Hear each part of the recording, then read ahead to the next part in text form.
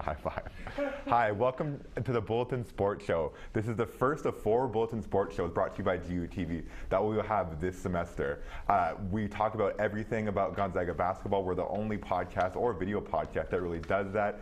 I'm Adam Marek. I'm the Gonzaga Bulletin online editor, and here with me today is Andy Bueller. I'm Andy Bueller. I'm the sports editor of the Gonzaga Bulletin. I'm Matt Johnson, managing editor, former sports editor. I'm Riley Peshon, one of the other sports editors of the Bulletin, along with Andy. Yeah, and just so you guys know that last year Matt and I were both the sports editors, so we pretty much taught everything to Riley and Andy. So all the good stuff they do is really just like it's us. It's us. Only yeah. the good stuff. Yeah. And the bad things, but we'll touch on that later. They don't do any bad things. So I mean, let's just go over the decorum really quickly. We got some interesting stuff right here. We got the big stuff. Canadian flag to honor Kevin Pangos. And Kyle. And Kyle. We got our mini Zags from the brought to you by the Bulletin. Right now we have Kevin, Kiani, Shelby, Gary, Sonny, and Shemek all there. And then you guys want to talk about Spokane Land? Well, first of all, the flag also honors Adam Marek, correct? Yes? Okay. You're too kind, Matt. Needed to touch on that. And then we have the Spokane Land wrap, which is something that Andy and I worked on earlier this year, along with Brittany Bulawa, somebody in our publication staff. And it just kind of gives you a little bit of a game board to play to follow Gonzaga's schedule throughout the year, taking us to our events when we went to New York, when we went to Seattle, when we traveled down into California, and hopefully when we go to Vegas in the tournament.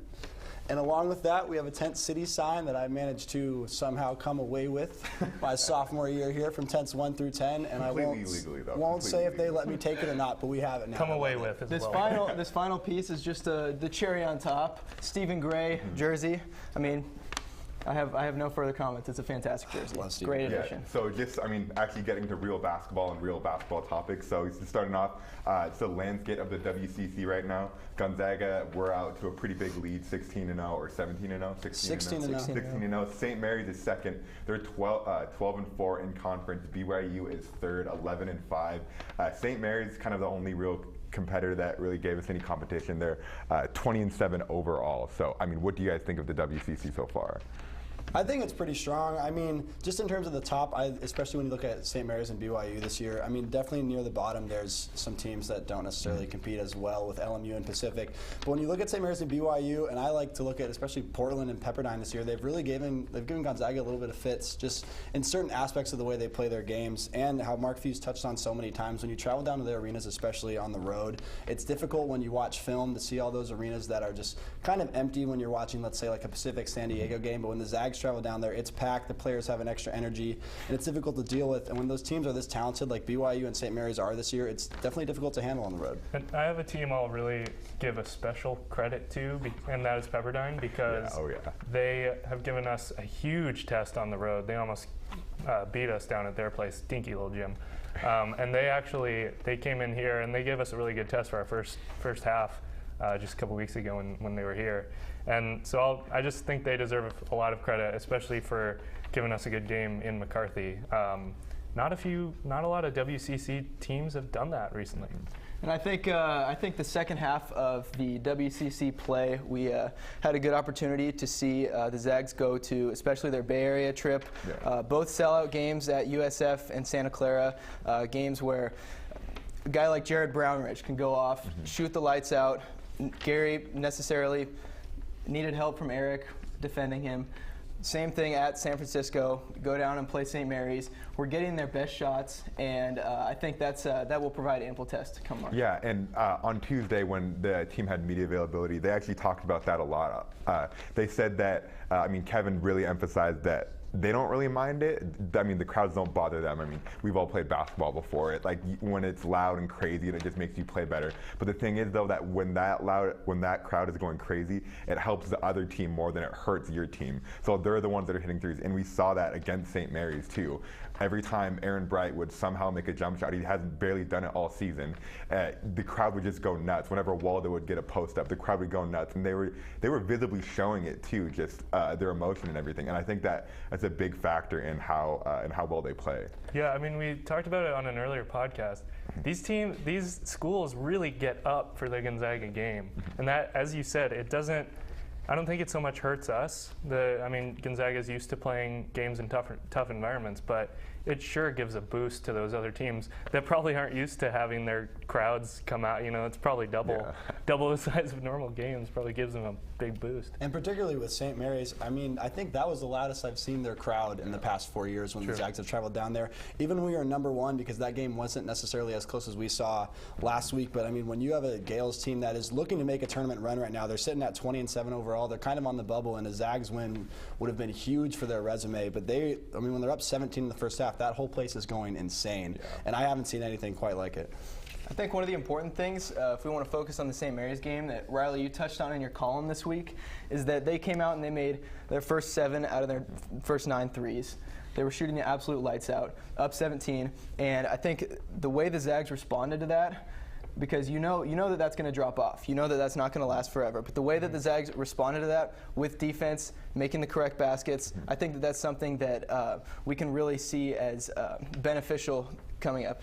Yeah, I think it's timely defense too. I think overall, if you look at that entire performance, I mean, I wouldn't say it was an impressive performance by Gonzaga. They were getting open threes, but they were just hitting them, which is the thing, and that's how they got out to such a huge lead. But did you guys ever feel like we were going to lose that game? Because I actually felt that during that game, and I had never had that before at all this season, other than Arizona. Actually, not even against Arizona, too. It's just been so rare this season. Yeah. I absolutely felt it. I mean, it's the whole thing, and it's also what I wrote about. You have this inevitable regression, you think, when a team starts 7-9 from 3, and especially when the Zags opened up the game shooting sub 50% for the first 10 minutes or so, which is pretty rare from a team that's been shooting the ball so well the whole year. But once in the second half that we kind of had fought back to maybe, I think it was a 1-point deficit in the second half from that 17-point deficit earlier, and then St. Mary's all of a sudden they shot it right back up to 9. Yeah. That's when I kind of started to worry, like, okay, the regression came. St. Mary's started playing a little bit worse basketball. The Zags up their play, but they're still down 9 at, I think it was with 13 minutes left at an important juncture of the game, and that's when I really started to think, okay, this might be the one that happens, the one that catches us off guard in WCC. Yeah, and I wouldn't say that's necessarily a bad thing. One loss, I mean, it might push us down to a 2 seed, but overall, the fact that, but just the way we came back to was unbelievable to watch, because the guys were just going nuts, and then Wilt in that final minute or so, the 10 points, the 2 blocks, and just yelling. I mean, he started to yell, and I forgot who his block faced. He started to yell, but he kind of turned away. But I mean, we've seen him with opposing with team interactions. He's not the nicest guy. And I mean, talk about making your case for a #1 seed. Yeah. I mean, while Wisconsin, which is a team we'll touch on later, while Wisconsin goes into Maryland, falters down the stretch, we go into a very hostile environment against our arch rivals, down huge, and make a very late game comeback to keep our undefeated record in conference play. I mean, when you're talking about the postseason eye test, what other kind of argument do you need for a #1 seed? And it wasn't just the way that we fought back, I think, during the game. Also the closing speed, which what you touched on in the last couple of minutes when Wiltshire went off. He had 20-something to 5 run. Yeah, it was incredible. It was a 24-5 run. We won by 10. Yeah, we won by 10. We were down the entire game. The whole game. Down 9 with 6 minutes left. Yeah, that was, I mean, in the last, I think it was like 2.5 minutes or something, like 20 points scored by the Zags. Just the closing speed. They ended on a 12-0 run to give it ended up looking like a pretty comfortable victory if you maybe missed the game and you were just looking back like, oh, the Zags won 70-60. Wiltshire put up 16 and 10. But before that, I mean, in those final 2 minutes, Wiltshire had 8 points. He had 5 boards. He had 2 big blocks, and you saw him get fiery after those blocks. It's an awesome thing to see. And that's, I think, the closing speed. It really just made it, instead of a come from behind win, a pretty emphatic win for GU. Yeah, and Wiltshire in his rebounds too. In the big Jordan Kahn piece that went on Greatland last week, John Calipari kind of talked about it. He said the biggest surprise that Wiltshire has had was that he's kind of bulked up so he could actually get those rebounds. And it seemed like it was just a weird timing, because that story came out last week and Calipari talked specifically about that. And then every single time in that last couple minutes that you saw Kyle get a rebound, he was showing some sort of emotion. He'd rip it down, kind of throw a little bit at Bose a little bit, but it wasn't too malicious. But it looked like it was finally something that he was just getting done. It was something he was getting to himself. Oh yeah, his strength and grace and just general athleticism has made leaps and bounds over the years. I mean, do you guys remember what he looked like as a freshman at Kentucky? I mean, very kind of awkward, and he's really come into his own this season. I mean, as one of the best players in the country. Yeah. I would still say that I don't think he looks just an unreal different than he did 2 years ago. A lot better. He does look better, but I think that the thing that I want to touch on is that he was the last year with Travis Knight. He was getting bumped around. He had those 180-pound weights on him, and he learned how to take contact in the post. And that's something that 20 pounds maybe won't make that difference, but what he did last year made a huge difference. Well, I will agree with you that, I mean, imagine when he's bumping up against somebody, the likes of Kentucky and kind of those big, bruising power forwards. I still don't know if he has the size and just kind of the body to kind of muscle up to those guys, and that's where I'll agree with you. Like he still has to make significant strides, especially on defense with his physicality. But he's not that liability that he was at Kentucky. He's not. When he went in the game, he was right at the end of that rotation off the bench, and when he went into the game, the other team, it was all kind of the victory. Yeah, it was. But the game plan of the other team was drive at Kyle, and Calipari owned up to that in that Jordan Kahn article. And we are, I mean, I think it all kind of came to fruition in the game against Pacific, the 45-point game. But I mean, we'll have to go to break right now. But we'll talk about Kyle Wilter's game against Pacific, 45 points. You won't want to miss that. You're watching the Bulletin Sports Show on GUTV.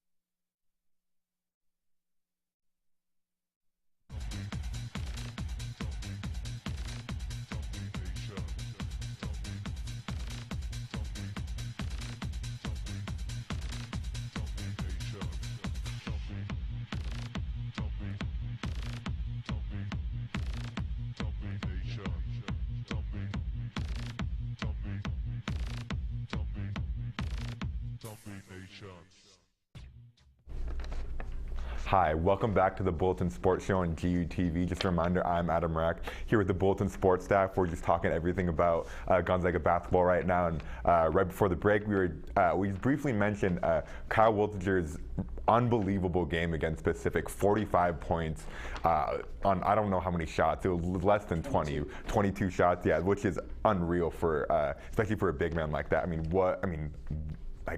What made that so special?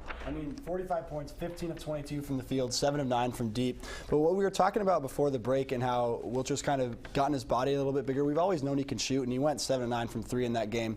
But the way he finishes down low and the way he can kind of create space now when he's creating position in the post just to get the ball, because we've always known that he can shoot the 3, but what Calipari brought up when Wilter was coming over here and about his thoughts on was that he could always score down low as well. It's just a matter of, can he create position? Can he get the ball in the right spots? And can he kind of maneuver against those big bodies and take a little blow if he needs to while he's doing his kind of, unique finesse moves in the post? In Pacific, he absolutely just ran through them down low. The amount of open layups that he created for himself was pretty impressive as well. Yeah, kind of an important 45 too. They weren't really going to stop him ever, so I don't think the game was ever in a doubt. But it was pretty good. They hung with him. They were hitting threes. Uncomfortably a lot of points. Mm-hmm. 11 threes that game too, which is a liability for the Zags. Especially for a 10th in the WCC. Yeah, that's kind of a red flag a little bit, but. His game was just incredible. Mark Few talked about on Tuesday that it was a 45 points, but it never honestly felt like he had 45 points. No. All the shots were wide open, or just kind of stuff he's been doing all season with jumpers and short little runners and everything like that, of how just easy it looked. Few just said it looked like he had 30. I thought he had 30 points that in game, but just happened to score his 3rd most in school history. Just happened to. Just casually. That was what was so impressive about it. And I think it really it was a pretty soft 45 in the sense of it wasn't a lot of buzz around it, but you slowly realize like he continuously made baskets. And I actually watched the Pacific stream of that game, and hearing their announcers talk about Wilcher was pretty unreal. They were just like over and over again. They didn't even know what to do.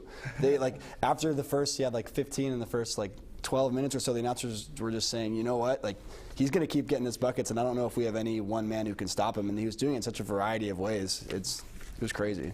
I don't think we've seen a whole lot of this year, just one guy being able to completely take over a game. I think one of the things that we've stressed about this team is that there's so many weapons. The whole starting five can score pretty much on will, and just seeing Kyle be able to do that, that's really reassuring approaching March. Yeah, it's really nice, especially like you think about last year in early games. You had Pangos who dropped I think 30 in the Maui games to get, I mean, at least keep Zags in big, keep them in big contests like that. And this year you haven't necessarily seen that, like what you were saying. And it's something we harped on, is that it's nice to see the guys kind of spread the ball around, and to the point where we've asked maybe that certain players take more shots during the game. But it's definitely nice and comforting, I guess, at least from a fan's perspective, to know that when we have a game like the one against Pacific where they're knocking down 11 threes, it's a huge upset opportunity for them, and it would have just been a devastating loss for the Zags. And I don't know how many points, like if anybody else was even double figures that game, but you had somebody who could absolutely take over and could score, and when the teams tried to take away the three from him, we went down low, or vice versa. Yeah, I mean, that kind of plays up into, we actually got a Twitter question from one of our followers. I mean, Andy, you got that question? Yeah, let me pull it up. What so, were you saying? Yeah, so I mean, just about Wilcher too, like we really didn't, I mean, I don't know if we might have those players. They could, but it's not something that we're dependent on. Like St. Mary's, they're not going to last without Brad Waldo. If Brad Waldo goes out, I mean, they're probably barely a 20-win team. But with us, I mean, if you take Wilcher out, I mean, we'll definitely be worse. But I mean, it's not as impactful as some other players that some other teams could lose. So we have a Twitter question. We before the show asked all of our Twitter followers at Gonzaga Bulletin to just tweet any discussion topics, any questions they had about the team that we. Yeah, we love getting questions in from people. We love interacting with the fans. We want more. I get bored of listening to these guys. This is from @BaskJesus. Who is the most important player for the Zags come tourney time to fuel a deep tourney run, and what does he need to do? Really interesting question. I mean, we could talk for hours about it. Yeah. Get us going. Okay, I'll go first. I'll go first because I have a pretty strong opinion on this. I think it's 100% Domantas Sabonis. Okay, I'll preface it with this. I think that I don't think Kevin, Kyle, Shemek, or Gary are going to play bad. I think it's mainly due to the factor of he is the absolute X factor in making a deep run into the tournament. Those guys, Kevin, all those guys are going to put up points, be around 20 points, be around 10 points. But I think if he's back to his double-double form that he was at the beginning of the year, and that he has caught on really late. I mean, he had that kind of struggle during the middle of the year. But if he plays like he was playing at the beginning and now, then his team's going to be hard to beat with that guy coming off the bench. To build off of that, in the St. Mary's game, that was Domantas' it's the least amount of minutes he's played in the game since I think December 27th against BYU. He only had 15 minutes in that game, and it showed a little bit. I mean, it's nice when you have Wilcher, who ended up with 16 and 10, but Wilcher didn't really play that well in the initial 36 minutes anyway.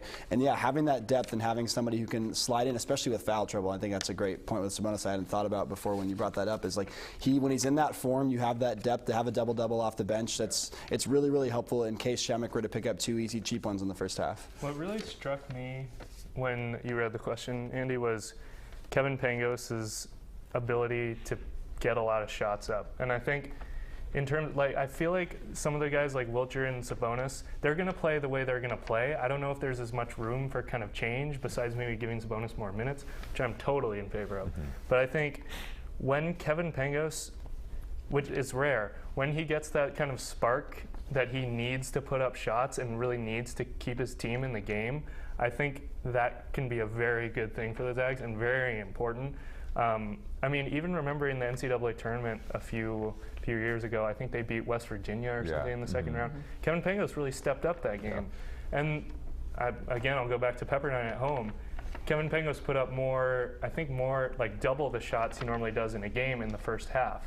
And they just needed that to keep pace.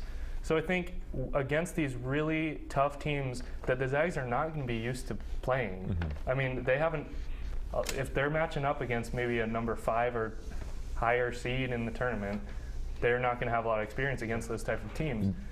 So Kevin Pangos is going to need to be a team leader. He is the senior leader. Kyle Wilcher is not, he's a new guy. He, like Byron Wesley, they're kind of the new guys. So Kevin really needs to step up, put up a lot of shots. He's going to make a lot of them no matter what. So. And just to go to the question, so you think Pangos? I think Pangos. I'm definitely on Sabonis. Riley, you're on. Who do you think? It's tough after seeing what Wilcher did last week to not say Wilcher. But at the same time, it's a debate we've been having, at least in our circle all year, and I'm sure in other ones as well. Kevin still has the keys to this team, but Wilcher's the one who's, like, when we need a shot, he's the guy who's been taking it. I mean, you saw that at Arizona too. Yeah. But that could have just been a product of the out-of-bounds play from Few and that he had the open man. But that's a question I think I'm going to ask you guys really quick to build off of this. Who do you want taking the last shot? And just go to the first question, who do you think, and then answer Riley's question. Yeah. I think Kevin Pangos has the keys. He's not my X factor. He doesn't have to score. He really doesn't have to score. He has to distribute, and he will, and he has a great assist-to-turnover ratio, and I have no doubt that will be what he will do in the tournament. We know he can score, but the guy that needs to score is Kyle Wilcher. Yeah. He's established himself, especially last week. I mean, that was his coming out party. He won Player of the Week in many different awards. This is a guy that he's going to be the #1 priority for defenses. He can score at pretty much every facet of the game. He can score down low. He can shoot the 3. And when it's not going for him in the 3, he goes down low, vice versa. It's got to be Kyle Wilcher. Yeah. And one thing for that, I'll just wrap up really quick. It's media, it's national media, but you take it what it's worth. But right now, more than ever, people are kind of looking at Kyle's numbers and being like, maybe he's not that far off of Kaminsky and Okafor. Maybe he should be considered in the Play of the Year category. But actually, let's touch on your question, Riley, after the break of who's going to take the last shot for GU. So we have to go to a break really quickly. You're watching the Bulletin Sports Show on GUTV.